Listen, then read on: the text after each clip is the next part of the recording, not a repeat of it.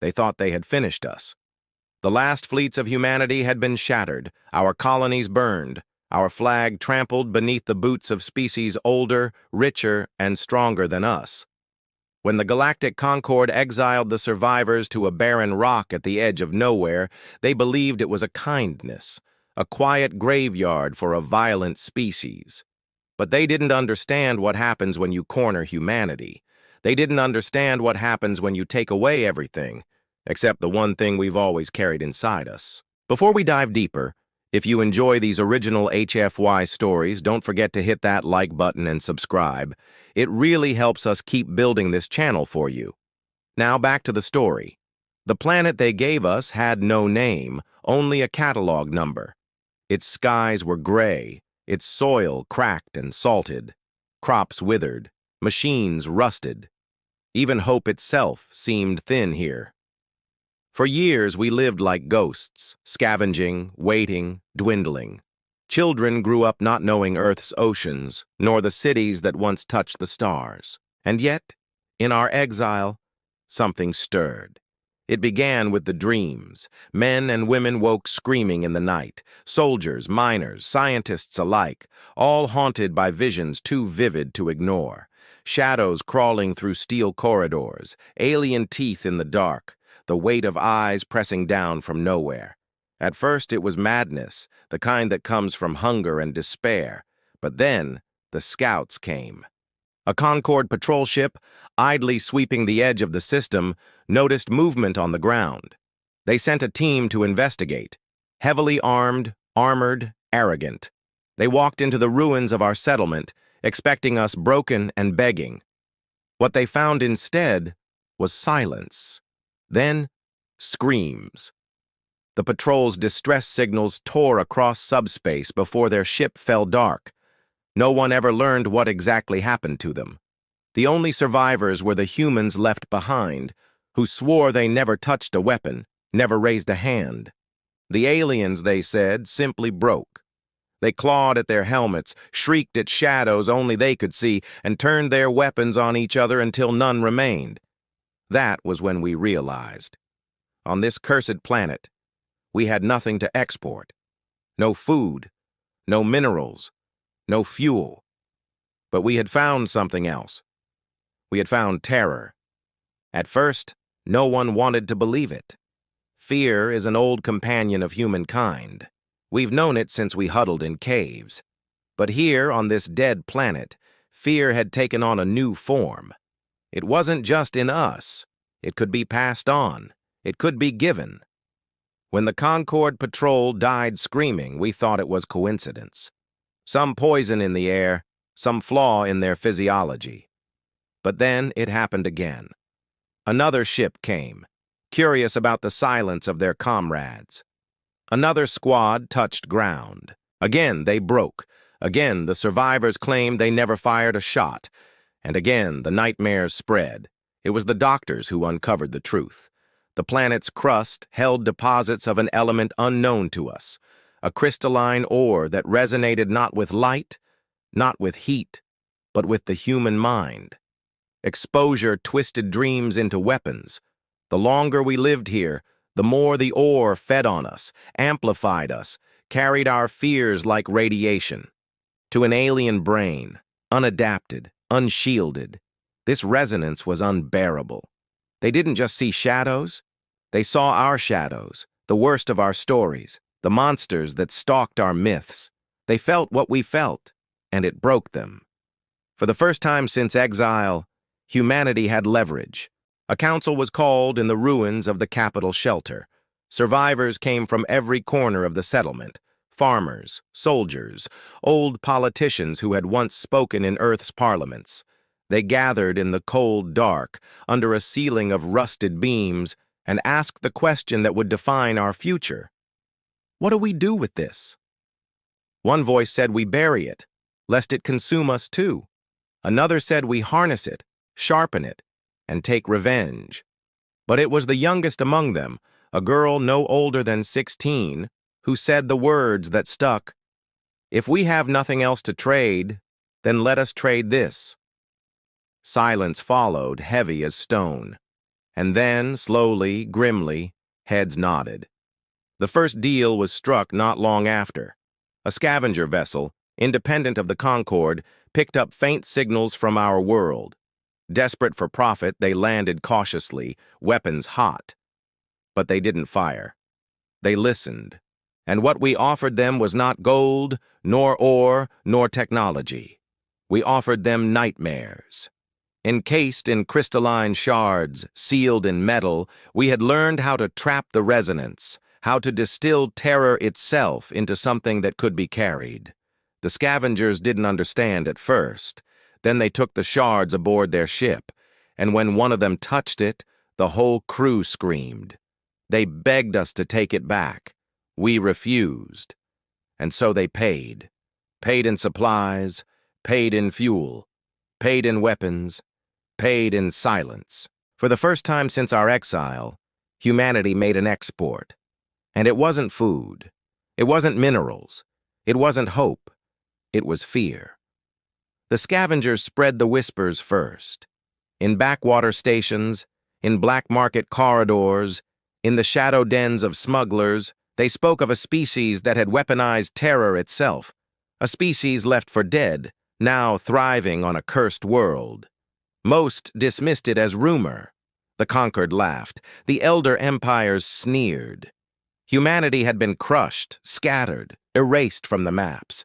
How could we possibly matter? But then the shards began to circulate. One by one, fear crystals found their way into the hands of the curious, the greedy, the desperate. And those who dared to touch them changed. Some screamed for days, some clawed at their own eyes. Some went silent forever. The shards didn't just project nightmares. They adapted. Each species saw what only they feared most. To insectoid minds, the swarm turned upon them. To reptilian warlords, the predators of their homeworld returned, unstoppable. To the Concorde themselves, it was the memory of the war they swore they'd erased, human fleets burning through their skies. The crystals whispered with every terror they'd ever known, and the galaxy listened. At first, they came quietly. Small syndicates, rogue captains, minor houses. They brought us food, water, technology, raw materials. They called it tribute. We called it payment for shards. But as demand grew, so did our price. A warlord from the Kesh Dominion arrived with a dreadnought crew. He demanded a crate of nightmares. He thought to intimidate us. He walked away without his dreadnought. We sold him his fear and made him leave the ship behind. A mining guild wanted a shard to keep its workers obedient. They paid us with entire asteroid claims, or rich rocks worth more than cities. Then came the first true Empire delegation, the Turoth Ascendancy. They didn't sneer. They didn't laugh. They came with solemn faces and an offer too vast to comprehend. A planet, uninhabited, resource-rich, wrapped in an oxygen atmosphere. They offered us the deed, the rights, the coordinates, in exchange for 10 crates of nightmare ore, and we took it. For the first time in exile, humanity expanded. Our numbers were still few, but our reach began to grow. A second world, a third, a fourth, all bought, not with diplomacy, not with blood, but with fear. The irony was bitter. Once the galaxy had cornered us, thinking they had destroyed our future. Now they carved their own territories apart, giving us their worlds willingly, just to buy silence, just to keep their enemies trembling in the dark. We were no longer exiles. We were merchants of terror, and the market was endless.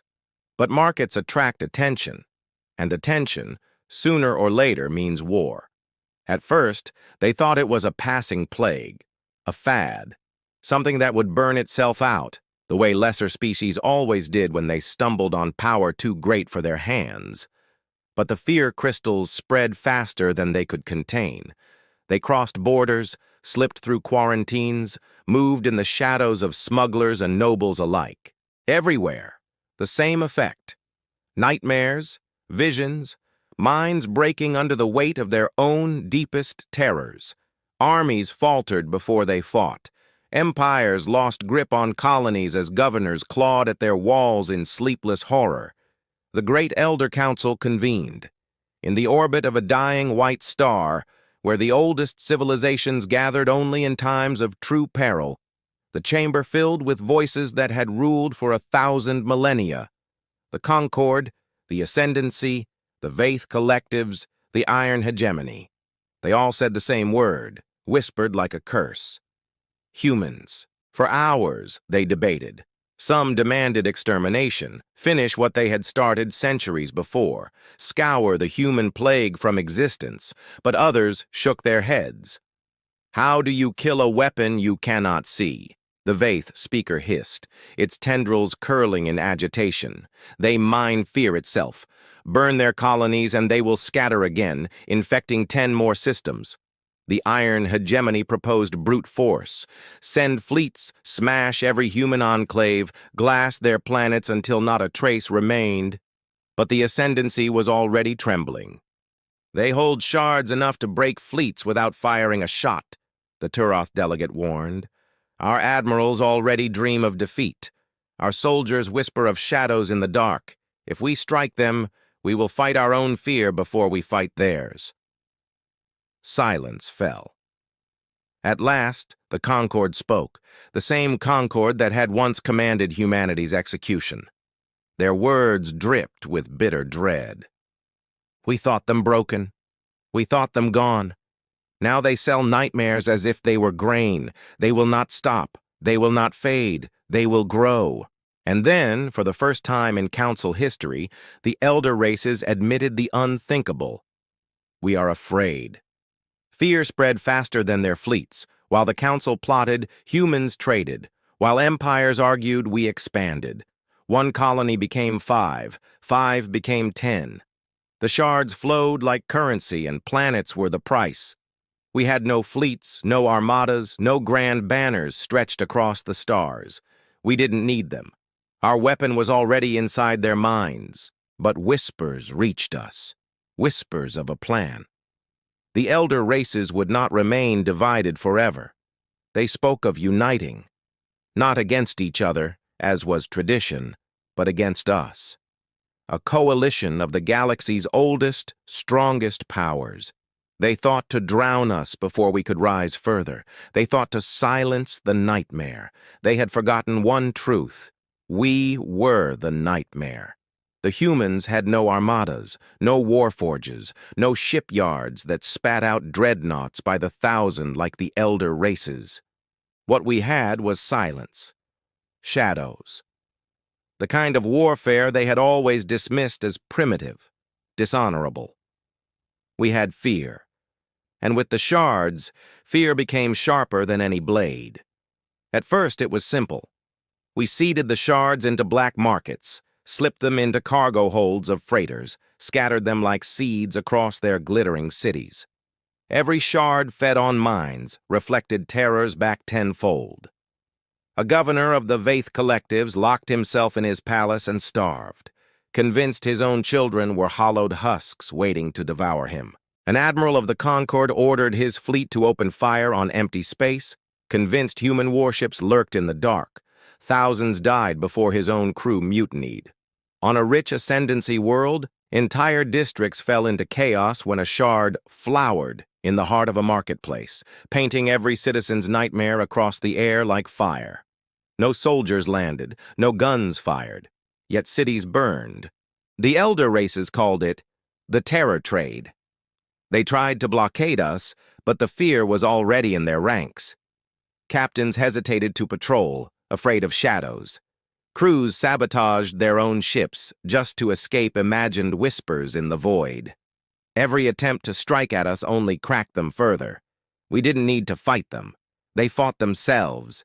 But humans were not just selling fear. We studied it. We bent it. The shards grew under our touch.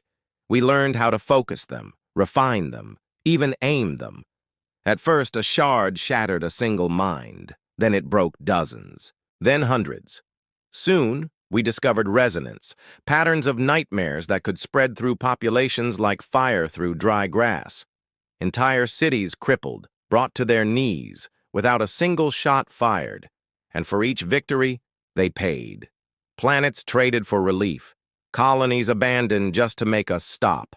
One world after another fell into our hands, not because we conquered them, but because their rulers couldn't bear to hold them anymore. But even as worlds filled our map, Elena Mora, our shadowed leader, kept her eyes cold. "This isn't war," she said once, her voice broadcast only to the hidden conclave of human leaders. "This is survival. They will gather. They will come for us together, and when they do, they will not offer planets. They will offer fire." She was right, because far from the colonies, in the cold void where ancient powers gathered, fleets stirred, old grudges set aside, 1,000 years of rivalry silenced. The elder races were uniting, not for conquest, not for glory, for one purpose alone: to kill humanity before the nightmare consumed the stars. The warning came not from spies, not from captured comms, but from the silence. Trade routes that once crackled with intercepted chatter went dead. Patrol ships vanished from their usual posts. Stars along the borders grew still, like animals retreating before a predator. The predator was not us. It was the coalition. For the first time in recorded history, the elder races set aside their wars. The ascendancy, the concord, the collectives, species that had carved each other's flesh for centuries, now forged a singular vow: humanity must be erased. We were the infection. We were the disease. We were the shadow that gnawed at the roots of their power. And in the dark of uncharted systems, they built a fleet unlike any the galaxy had seen. A leviathan of engines, carriers, and dreadnoughts, larger than planets' populations, unified by a single will. The last coalition, they named it, the war that would end all wars. When they came not as conquerors, but as executioners. The sky over Earth's last colonies split open. Tens of thousands of warships burned across the void like a storm made of steel. Their weapons lit suns brighter. Their armies fell like tidal waves. Worlds screamed, cities cracked, oceans boiled. The humans, they believed, had no chance. But war had changed. They thought they were fighting soldiers. They thought they were fighting fleets. They were wrong. They were fighting terror itself. The first strike fell on Helion, a mining world fortified against invasion. The coalition's legions marched into the ash deserts, tearing down human defenses in hours. They declared victory by dusk. By dawn, half their troops had turned on each other, not from combat, not from sabotage, but from shards. Hidden deep under Helion's crust, seeded by human hands months earlier, were lattices of nightmares. Not just fragments anymore, but networks. They awakened as the legions marched, whispering into the minds of hundreds of thousands at once. Soldiers saw their commanders as monsters. Pilots saw their wings of allies as swarms of predators. Whole battalions slaughtered themselves in confusion, their terror echoing through the ranks until the invasion broke apart. Not a single human fired a shot, and Helion remained ours. The coalition pressed harder. They burned worlds in retaliation, glassing colonies where humans lived. Yet even there, victory soured. Survivors crawled from the rubble carrying shards in their hands, offering them up like gifts. The nightmares spread into the occupying forces before they could even celebrate. Every victory became a wound. Every battle cost them more than it cost us. And in the shadow of burning worlds, we adapted faster. Our engineers learned how to lace the shards into signals, weaving terror into comms channels, into sensor sweeps, into the very hum of their fleets. The coalition's own technology betrayed them. A captain staring into his scanner would see an impossible fleet of human warships bearing down upon him, his mind unable to distinguish illusion from truth. A commander would hear his own admiral order retreat, then realize too late the voice came from no human throat. Their unity began to fracture. Not from politics, not from diplomacy, from fear. And as their fleets tore themselves apart in the silence of space, humanity claimed its cruelest victory yet. The elder races began to realize we were no longer just merchants of terror. We were becoming something worse. We were becoming gods of it. Desperation makes even the wise foolish. The coalition had burned fleets, shattered worlds, lost entire species to the madness we seeded. And yet they refused to yield. Elder races do not bend. Elder races do not kneel. So they reached for something they had sworn never to touch again. Long before humanity had risen from caves, the Ascendancy had carved forbidden vaults into dead stars. Weapons older than empires slept there, sealed under oaths and blood. They were not tools of conquest, not even of survival. They were weapons of extinction. The kind of weapons you bury not because you lack the strength to use them, but because you fear what using them would make of you.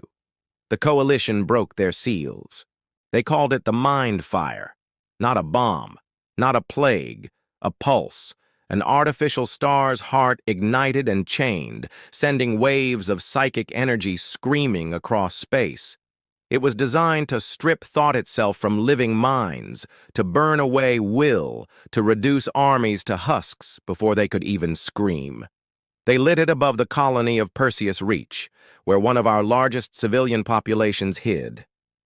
When the pulse rolled out, every alien in orbit cheered. Humanity's last bastion, they believed, was about to fall silent forever. But the humans did not scream. They laughed. Because the mind fire did not wash over empty minds. It crashed headlong into nightmares already living inside them. The shards that nested in their thoughts woke in frenzy, twisting the psychic waves like prisms bend light. Instead of stripping thought, the mind fire fed the illusions, magnified them, stretched them into shapes the coalition could never control. The nightmares leapt from human minds into alien ones, not slowly, not carefully, but like wildfire. Entire fleets went mad at once. Coalition soldiers tore out their own eyes to escape visions that clung to them even in darkness. Admirals saw their homeworlds burning in every star. Generals ordered their armies to slaughter one another, convinced they were surrounded by human phantoms. And all the while, the humans of Perseus Reach stood untouched. Where the coalition had hoped to erase terror, they had weaponized it for us. Word spread faster than fire in dry grass. The coalition had tried to wield god weapons against humanity, and instead humanity had turned the gods' wrath back upon them. Whole fleets refused to sail, terrified of carrying the next pulse. Armies mutinied, preferring dishonor to facing us again. The coalition was dying, not from our strength, not from our numbers, but from the poison in their own minds. And humanity, for the first time in all our bloody history, understood the truth. We had stopped fighting for survival. We had begun fighting for dominion. The coalition staggered like a beast bleeding from 1,000 wounds. Their fleets were vast, their numbers infinite compared to ours. But none of it mattered anymore. They had discovered something terrible, something irreversible. You cannot fight an enemy who lives inside your mind. The High War Council of the Coalition, what remained of it, summoned emissaries, not to dictate terms, not to demand surrender. They came trembling, desperate, their voices cracking even as they tried to cloak themselves in ceremony. The humans listened, and for the first time in history, the demand was not for weapons, not for minerals, not even for safety. We demanded worlds. The first was the lush sphere of Hekara Prime, once the jewel of a reptilian dynasty that had boasted of crushing us in a month. Its cities stood silent when we landed. The dynasty's leaders delivered the keys themselves, their heads bowed lower than their tails had ever allowed before. The second was the desert moon of Tharkos, with its oceans of glass and buried vaults of ancient technology. The coalition had forged weapons there. We turned it into a sanctuary, a place where our children could grow beneath alien stars. The third was Sindrel, a frontier world at the edge of their mapped space, rich in metals and unscarred by war. The aliens abandoned it overnight, terrified of what humanity might do if they resisted. 3 worlds in 3 months, and more followed. They called it tribute. We called it justice. The galaxy called it madness, until they saw the pattern. Every demand was met, every transfer obeyed, because refusal brought only one thing: nightmares that devoured entire fleets in silence. We never needed to fire a shot. We only needed to remind them of what we were. The strangest part was not their fear. It was their reverence. At first they cursed us as monsters, but as terror bent their knees, something shifted. They began to speak of us in whispers, in prayers. Some called us the Nightborn, others the Dream Lords. And then came the first offering we had not asked for. An alien matriarch, whose species had lost half its fleets, delivered her homeworld's archives to us. She claimed the knowledge of her people was safer in human hands. She wept as she gave it, not out of grief, but devotion. We had been outcasts. We had been vermin. Now they were treating us like gods. Planets for peace, knowledge for mercy, tribute for survival. Every star traded into our hands brought us closer to the unthinkable. Humanity, once cornered on a dying rock, was building an empire not through strength of arms, but through the currency of terror. And the coalition realized too late what they had done. By making nightmares our export, they had made humanity indispensable. It began with whispers. Among the conquered worlds, among the trembling ambassadors who bent their knees and handed over planetary charters, there were some who did not merely fear us. They adored us. At first it was small, a symbol carved into the dust on Hekara Prime, a crude human skull surrounded by stars, a chant overheard among alien slaves, the Nightborn rise, a secret shrine built inside the ruins of Sindral, with flickering torches arranged in the pattern of Earth's constellation Orion. We thought it was rebellion. We thought it was resistance. We were wrong. These weren't insurgents against us. They were devotees. They had seen what humanity could do, not only with weapons, but with the unseen, the unimaginable. To them, we weren't just victors. We weren't just predators. We were something more primal, more cosmic, the architects of fear, the sculptors of nightmares. Some aliens began offering more than planets. They offered themselves. On Tharkos, a delegation of insectoid scholars came forward. They begged to be allowed to serve as record keepers, claiming their own histories were unworthy compared to the chronicles of humankind. On Hekara, a priesthood of scaled aliens began performing rituals in human names, using our words, the fragments of English they had scavenged, to invoke what they believed were divine forces. On Sindral, entire families abandoned their ancestral faiths to swear loyalty to the Dream Lords, willingly donning masks fashioned after human faces. It disturbed us. Even among ourselves, humanity wasn't united. Some argued we should encourage it. What better control than worship? Others warned that devotion was more dangerous than resistance. Faith could not be reasoned with. Captain Marlowe said it best. Fear can be broken. Worship lasts forever. Yet the aliens kept coming. A fractured coalition meant more than enemies begging for mercy. It meant subjects eager to kneel. And with each act of devotion, humanity's myth grew stronger than any fleet. And then, one night on Sindral, the proof of that power arrived. A cloaked vessel descended quietly onto the surface. Out stepped not soldiers, not emissaries, but an elder of one of the galaxy's most powerful dynasties. His name was unpronounceable to human tongues, but his title echoed through the stars. Keeper of the Korith line, a race that had ruled half a quadrant. He knelt before a human officer without hesitation. "I bring not tribute," he said, his voice quivering through a translator. "I bring fealty. The Korith will serve the Nightborn." The officer stared, speechless. This wasn't surrender. This wasn't fear. This was allegiance. And in that moment, humanity realized something chilling. The galaxy wasn't just yielding planets to us anymore. It was offering us civilizations. The Korath were only the beginning. When one dynasty fell to its knees, others followed.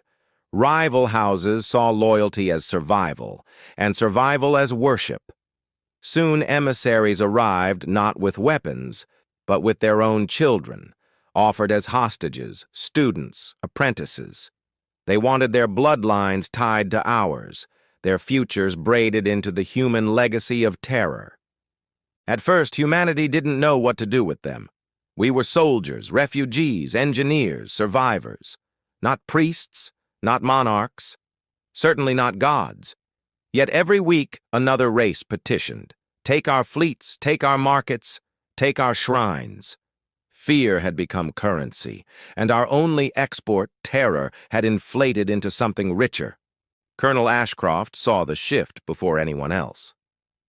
"Planets aren't the real payment," he muttered, staring at reports stacked across his desk. "They're pledges. Each world that bends isn't just conquered, it's invested. They've staked their survival on the idea that humanity is more than mortal." And he was right. When humanity whispered, the galaxy listened. When humanity threatened, empires collapsed. When humanity merely existed, shadows trembled. We no longer traded nightmares for planets. We traded them for civilizations. Entire cultures rearranged themselves around the myths of humankind. The worship turned stranger. The insectoid scholars of Tharkos began tattooing human words across their carapaces, believing English syllables held protective magic.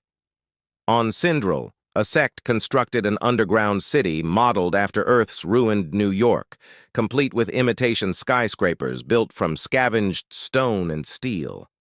They prayed at the feet of a crude replica of the Statue of Liberty, except they renamed it the Lady of Fear.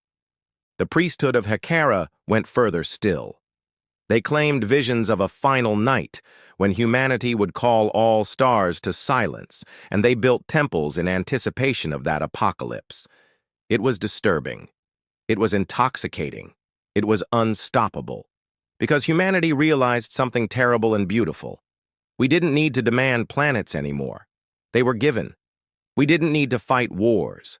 They were surrendered before they began. Terror had evolved into tribute, and tribute into worship. But there was one problem. The more they worshipped us, the less we could control it. Fanatics took human myths further than we dared. Alien cults performed sacrifices in our names. Rival empires slaughtered each other just to prove loyalty to us. Some begged us for guidance on whom to kill. Others demanded we accept their offerings of blood. Captain Marlowe summed it up in one bitter sentence. "We built a weapon from fear. Now it's a religion. And religions have a way of burning their creators." The galaxy had stopped resisting, but now it had begun reshaping itself around us. And somewhere in the silence of space, the whispers began. What happens when humanity no longer controls the terror it exports? The first blood wasn't spilled by us. It was spilled for us. On the mining moons of Devor, two rival sects clashed. Both had pledged loyalty to humanity. Both had carved our sigils into their skin. Both had chanted our name in their hymns. But when the question arose, whose interpretation of humanity's terror was true, they turned on each other with holy fury. 10,000 corpses littered the dust of those moons before our ships even arrived. We hadn't fired a single shot, and yet the galaxy blamed us. Not with anger. No, that would have been easy. They blamed us with reverence. They claimed the slaughter had been divinely ordained, a cleansing fire demanded by our will. When Captain Marlowe heard the reports, he smashed his glass of water against the wall. "We're not gods," he barked. "We're not demons. We're just people. And they're killing each other to prove loyalty to a flag we barely keep standing." But the galaxy didn't care. Soon, emissaries from the Hekaran priesthood arrived. They demanded we speak, demanded we pronounce law. If we did not, they warned, more sects would rise, More worlds would burn in holy wars fought in our shadow. Colonel Ashcroft leaned back in his chair, eyes hard. "If they want gods," he said quietly, "then maybe we give them gods. Better they follow our hand than let their madness run wild." It was the oldest human trick. Weaponize belief. Turn chaos into order. Turn fear into a throne. And so, humanity gave its first decree. Not as soldiers, not as refugees, but as the arbiters of a new cosmic order. We outlawed war fought in our name. We forbade sacrifice of blood or kin. We declared that humanity demanded discipline, not devotion. It should have ended the bloodshed. Instead, it deepened the worship. Because to the galaxy, this was proof that we were more than conquerors, more than traders of nightmares. We were lawgivers. We had transcended. The Tharkos insectoids etched our first decree into tablets of diamond. The Syndral cult carved it into skyscraper facades. The Hecarins sang it in 1,000 shrines. But behind the curtain, the cracks grew wider. Some humans embraced it. They liked the power, the tribute, the way planets bent like wheat before a scythe. Others recoiled. They saw the danger. They knew gods can only be worshipped for so long before the believers demand miracles no mortal can give. And the demand was coming. Already whispers spread among the alien sects. If humanity is divine, where is their paradise? Where is their immortality? Where is the proof they cannot die? The next emissary didn't bring planets. They brought a corpse, an alien priest laid at our feet who had killed himself with the words carved across his body. "Show us eternity. Show us you cannot fall, or the galaxy will break itself to test you." The chamber stank of incense and death. The alien priest's corpse lay at our feet, words carved into flesh with fanatic precision. "Show us eternity. Show us you cannot fall." For a moment, no one spoke. The hum of the war room's machines was louder than our breathing.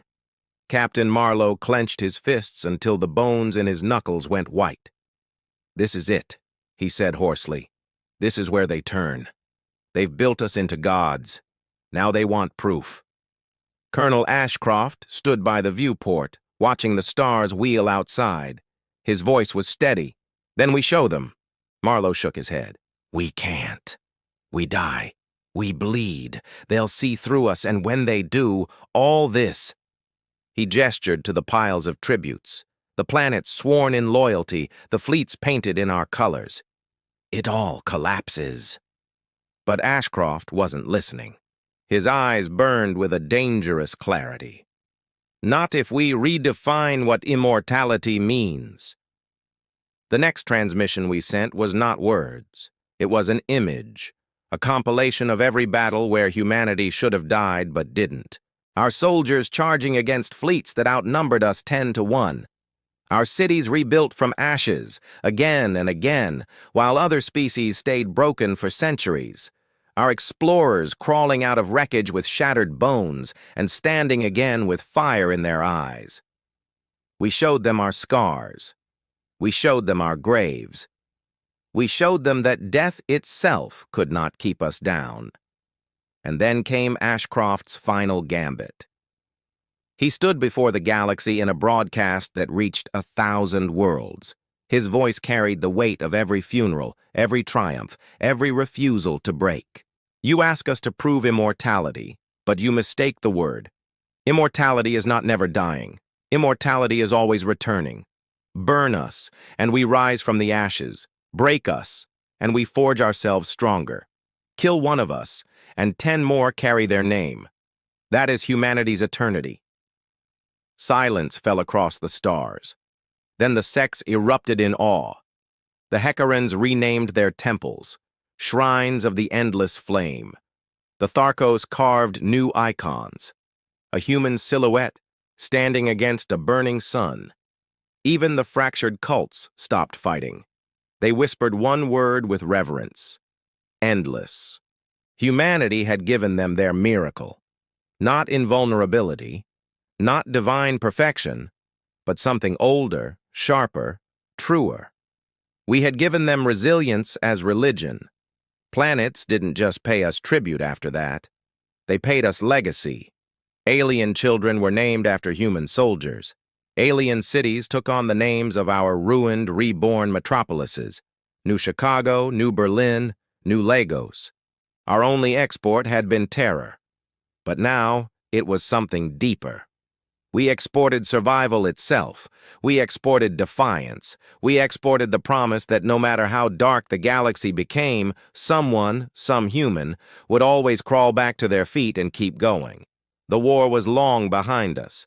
The ashes of our dead world lay silent and barren. But across the stars, our flag flew higher than it ever had before. Because we weren't gods. We weren't demons. We were something worse. We were endless. And for that, the galaxy would pay us forever.